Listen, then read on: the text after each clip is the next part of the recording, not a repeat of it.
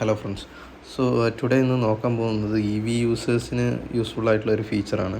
അപ്പോൾ റീസെൻ്റ്ലി ആണ് ഞാനത് നോട്ടീസ് ചെയ്ത്. മിക്കവാറും യൂസേഴ്സിന് അറിയുന്നുണ്ടായിരിക്കും, എങ്കിലും അറിയാത്തവർക്ക് വേണ്ടിയിട്ട് ഉള്ളതാണ്. അതായത് ഗൂഗിൾ മാപ്പിൽ ഇതുപോലെ നമ്മൾ ഓപ്പൺ ചെയ്യുന്ന സമയത്ത് പ്രീവിയസ്ലി ബൈ ഡിഫോൾട്ട് എനിക്ക് പെട്രോൾ ഓപ്ഷനായിരുന്നു ഇവിടെ കാണിക്കുന്നുണ്ടായിരുന്നു, ഈ ചാർജിങ് സ്റ്റേഷൻസിന് പകരം.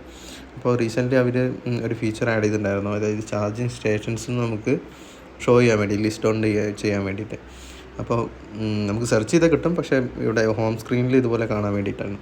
അപ്പോൾ അത് എങ്ങനെയാണ് ഈ ഓപ്ഷൻ കൊണ്ടുവരാം. സപ്പോസ് ഇവിടെ ക്ലിക്ക് ചെയ്ത് കഴിഞ്ഞാൽ നമുക്ക് നിയറസ്റ്റ് ആയിട്ടുള്ള ചാർജിങ് സ്റ്റേഷൻസ് ഇവിടെ ലിസ്റ്റ് ചെയ്യും. അപ്പോൾ ഇവിടെ നമുക്ക് അതിൻ്റെ അവൈലബിലിറ്റിയും ഡിസ്റ്റൻസും റിവ്യൂ ഒക്കെ നോക്കിയിട്ട് നമുക്ക് ചൂസ് ചെയ്യാം. അപ്പോൾ അതെങ്ങനെയാണ് ഈ ഒരു ഓപ്ഷൻ ഇവിടെ എനേബിൾ ആക്കുന്നത് എന്നുള്ളതാണ് കാണിക്കുന്നത്. അപ്പോൾ ഇവിടെ നമ്മളുടെ പ്രൊഫൈൽ ഐക്കണിൽ ക്ലിക്ക് ചെയ്യാം.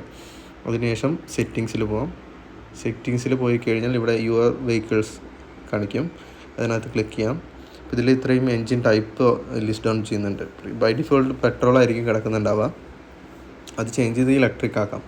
അതുപോലെ തന്നെ ഇവിടെ പ്ലഗ് ആൻഡ് അഡാപ്റ്റേഴ്സ് ഉണ്ട്. അത് ക്ലിക്ക് ചെയ്ത് കഴിഞ്ഞാൽ ഏതൊക്കെ അഡാപ്റ്റേഴ്സാണ് നമുക്ക് വേണ്ടത്, അല്ലെങ്കിൽ പ്ലഗ്സ് ആണ് വേണ്ടത്, അത് ചെക്ക് ചെയ്തതിന് ശേഷം നമുക്കത് ക്ലോസ് ചെയ്യാം.